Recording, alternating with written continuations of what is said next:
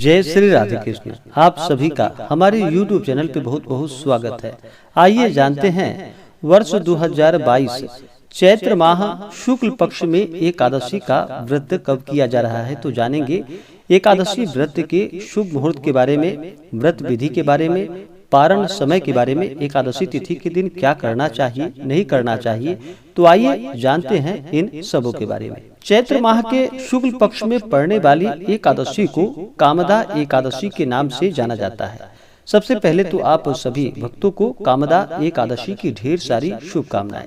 आप सभी के जीवन में लक्ष्मी नारायण की कृपा से आप सभी को सभी प्रकार के सुख और समृद्धि की प्राप्ति हो। कामदा एकादशी का व्रत यह सभी प्रकार के पापों को नष्ट करने वाली है। जिस प्रकार से अग्नि काष्ठ को जलाकर भस्म कर देती है, उसी प्रकार से कामदा एकादशी का व्रत के पुण्य प्रभाव से सभी पाप उसी प्रकार से जलकर भस्म हो जाते हैं। इस व्रत को करने से व्रती के सभी पाप नष्ट होते हैं तथा निकृष्ट योनि से मुक्त होकर अंत में स्वर्ग की प्राप्ति होती है। एकादशी का व्रत हर माह के कृष्ण पक्ष और शुक्ल पक्ष में किया जाता है। महीने में 2 एकादशी का व्रत होता है। एक वर्ष में 24 एकादशी का व्रत होता है। अगर अधिक मास या मलेमास हो तो 2/26 एकादशी का व्रत होता है। हर व्रत का अपना अपना विशेष महत्व माना गया है। उसी प्रकार से चैत्र माह के शुक्ल पक्ष में पड़ने वाली कामदा एकादशी का व्रत बड़ा ही इसका विशेष महत्व माना गया है। यह सभी प्रकार के पापों को नष्ट करने वाला और अंत में मोक्ष को प्रदान करने वाला है। एकादशी के व्रत में भगवान श्री हरि विष्णु और माता लक्ष्मी का पूजन किया जाता है। जो भी जातक एकादशी का व्रत करते हैं उन्हें इस व्रत के लिए दशमी के दिन से ही व्रत के नियम का पालन करना चाहिए। दशमी तिथि के दिन एक समय शुद्ध और सात्विक आहार ग्रहण करना चाहिए। रात्रि में ब्रह्मचर्य का पालन करते हुए भगवान नाम का स्मरण करते हुए सोना चाहिए और एकादशी तिथि के दिन सुबह ब्रह्म मुहूर्त में उठ करके नित्य क्रियाओं से निवृत्त हो करके गंगा नदी में या घर के नहाने के पानी में थोड़ा सा गंगा जल मिला करके स्नान करना चाहिए। उसके बाद फिर शुद्ध वस्त्र धारण करके भगवान सूर्य देव को अर्घ्य प्रदान करना चाहिए। उसके बाद फिर व्रत का संकल्प लेना चाहिए और भगवान श्री हरि विष्णु से प्रार्थना करनी चाहिए। आपके मन में जो भी इच्छा हो, जो भी कामना हो, वह कहनी चाहिए और दिन भर उपवास रहते हुए इस व्रत को करना चाहिए। अगर उपवास न रह पाए तो एक समय फलाहार ग्रहण करना चाहिए और भगवान का पूरे विधि विधान के साथ वह और शाम के वक्त पूजन करना चाहिए। रात्रि में भजन कीर्तन करते हुए, जागरण करते हुए समय व्यतीत करनी चाहिए और अगले दिन जाकर के फिर इस व्रत का पारण समय के अनुसार करना चाहिए। जो भी जातक एकादशी का व्रत करते हैं उन्हें नियमों का पालन करना चाहिए। एकादशी तिथि के दिन चावल ग्रहण नहीं करनी चाहिए। इस दिन तामसिक वस्तुओं का प्रयोग बिल्कुल भी नहीं करने चाहिए। मांस, मदिरा, लहसुन, प्याज आदि का प्रयोग बिल्कुल भी नहीं करना चाहिए। कहा जाता है एकादशी के दिन चावल ग्रहण करने से रेंगने वाले जीवों के रूप में जन्म लेना पड़ता है, इसलिए एकादशी तिथि के दिन चावल ग्रहण नहीं करनी चाहिए। आप अगले दिन जाकर के व्रत का पारण करने के बाद फिर चावल ग्रहण कर सकते हैं। एकादशी व्रत करने वाले को किसी के ऊपर बिल्कुल भी क्रोध नहीं करनी चाहिए। अपने मन में किसी के प्रति ईर्ष्या या द्वेष का भाव नहीं लाना चाहिए। ब्रह्मचर्य का पालन करते हुए इस व्रत को करना चाहिए। धर्म का आचरण करना चाहिए। इस दिन किसी के दिए हुए अन्न का सेवन बिल्कुल भी नहीं करना चाहिए। जहाँ तक हो सके दान पुण्यों का कार्य करना चाहिए। ब्राह्मणों को भोजन कराना चाहिए, गरीबों को भोजन कराना चाहिए। महिलाओं का कभी भी अपमान नहीं करना चाहिए। जहाँ पर भी महिलाओं का अपमान होता है वहाँ से माता स्त्री लक्ष्मी रुष्ट होकर चली जाती हैं, इसलिए महिलाओं का कभी भी अपमान नहीं करना चाहिए। धर्म का आचरण करते हुए पूर्ण भक्ति और भाव के साथ ही व्रत को करना चाहिए। व्रत के लिए अगर मन में किसी भी प्रकार का संदेह हो, संशय हो तो उस व्रत को नहीं करना चाहिए। प्रभु के ऊपर विश्वास रखते हुए श्रद्धा भक्ति भाव के साथ ही व्रत को करना चाहिए, तभी जाकर के पुण्य फलों की प्राप्ति होती है। एकादशी तिथि के दिन इस दिन भगवान नाम का स्मरण करना चाहिए, जप करना चाहिए। एकादशी व्रत का कथा श्रवण करना चाहिए। इस दिन ओम नमो भगवते वासुदेवाय इन मंत्रों का जप करना चाहिए या श्री लक्ष्मी नारायणाभ्याम नमः इन मंत्रों का जप करना चाहिए। गीता आदि का पाठ करना चाहिए, श्रवण करना चाहिए। विष्णु सहस्त्र नाम का पाठ करना चाहिए, श्रवण करना चाहिए। इससे अनंत गुना पुण्य फलों की प्राप्ति होती है। तो आइए जानते हैं सबसे पहले तो एकादशी व्रत के शुभ मुहूर्त के बारे में, उसके बाद फिर जानेंगे एकादशी व्रत के पूजन विधि के बारे में। चैत्र माह शुक्ल पक्ष एकादशी तिथि प्रारंभ समय जो कि 12 अप्रैल 2022 दिन मंगलवार सुबह 4:32 और एकादशी तिथि की समाप्ति होगी जो कि 13 अप्रैल 2022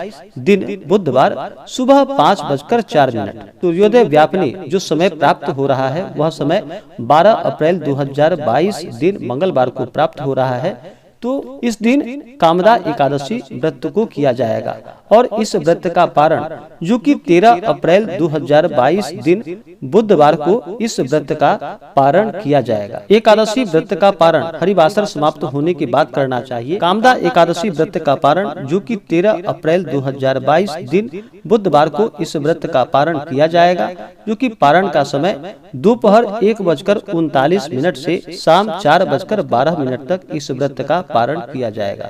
इस बार कामदा एकादशी व्रत का पारण जो कि गो घृतेन पारण यानी कि गाय के दूध के घी से इस व्रत का पारण किया जाएगा।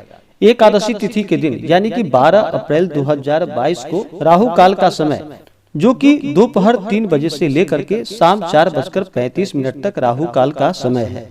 तो राहु काल समय के दौरान कोई भी शुभ कार्य या नया कार्य नहीं करना चाहिए, यह लाभकारी नहीं होता है। इस दिन नक्षत्र जो कि अश्लेषा नक्षत्र सुबह 8:35 तक, उसके बाद फिर मघा नक्षत्र। इस दिन योग जो कि शूल योग दोपहर 12:04 तक, उसके बाद गंड योग।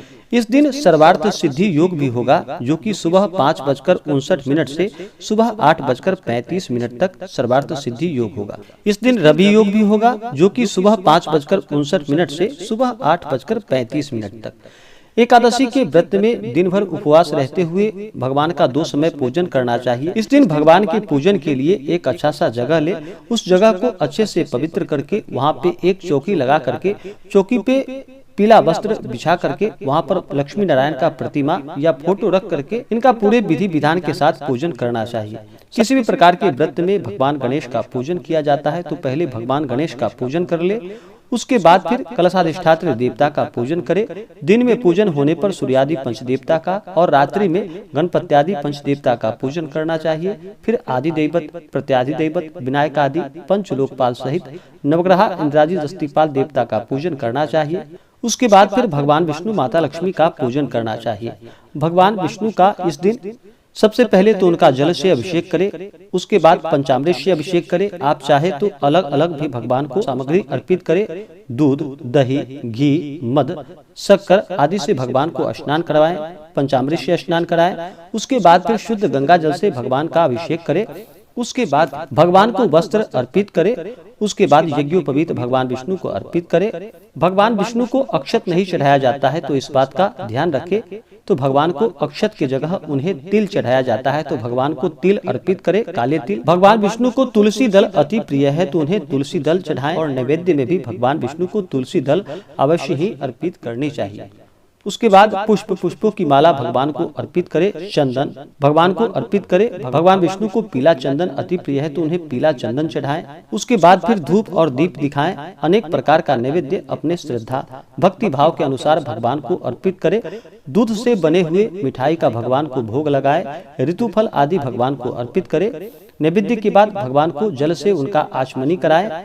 उसके बाद द्रव्य और दक्षिणा चढ़ाएं। फिर भगवान को पुंगी फल, तांबूल, लौंग, इलायची के साथ में अर्पित करें। सुपारी को पुंगी फल कहा जाता है और तांबूल पान पत्र को कहा जाता है तो भगवान को पान पत्र, सुपारी, लौंग, इलायची के साथ अर्पित करें। उसके बाद फिर इसी प्रकार से माता लक्ष्मी का पूजन करे। माता लक्ष्मी का जल से अभिषेक करे, पंचामृत से अभिषेक करे, शुद्ध गंगा जल माता को अर्पित करे। माता को लाल वस्त्र चढ़ाएं। श्रृंगार की वस्तुएं माता को अर्पित करे। उसके बाद माता को अक्षत, चंदन, पुष्प पुष्पों की माला माता लक्ष्मी को अर्पित करें। महिलाएं माता लक्ष्मी को सिंदूर चढ़ाएं और पुरुष माता लक्ष्मी को चंदन अर्पित करें, रोली अर्पित करें। उसके बाद फिर धूप और दीप दिखाएं, अनेक प्रकार का नैवेद्य माता लक्ष्मी को अर्पित करें, श्रीफल आदि माता लक्ष्मी को अर्पित करें। नैवेद्य के बाद जल चढ़ाएं, द्रव्य दक्षिणा चढ़ाएं, पुंगी फल तांबूल अर्पित करें। उसके बाद फिर कामदा एकादशी व्रत का कथा श्रवण करें। उसके बाद फिर माता की आरती करें। इसी प्रकार से भगवान का 2 समय पूजन करना चाहिए। रात्रि में भजन कीर्तन करते हुए, जागरण करते हुए समय को व्यतीत करना चाहिए और अगले दिन जाकर के फिर इस व्रत का पारण समय के अनुसार करना चाहिए। इससे पुण्य फलों की प्राप्ति होती है। तो आशा करता हूँ कि यह जानकारी आपको अच्छा लगा हो। ऐसे ही ज्ञानवर्धक जानकारियाँ प्राप्त करने के लिए हमारे इस चैनल को लाल बटन दबा करके सब्सक्राइब करें, साथ में बेल आइकन घंटी दबाएं ताकि मेरे वीडियो का नोटिफिकेशन आपके पास सबसे पहले पहुंचे। वीडियो को लाइक और अपने मित्रों तथा दोस्तों के साथ शेयर करें। सुखी रहें और स्वस्थ रहें। जय श्री राधे कृष्ण। धन्यवाद।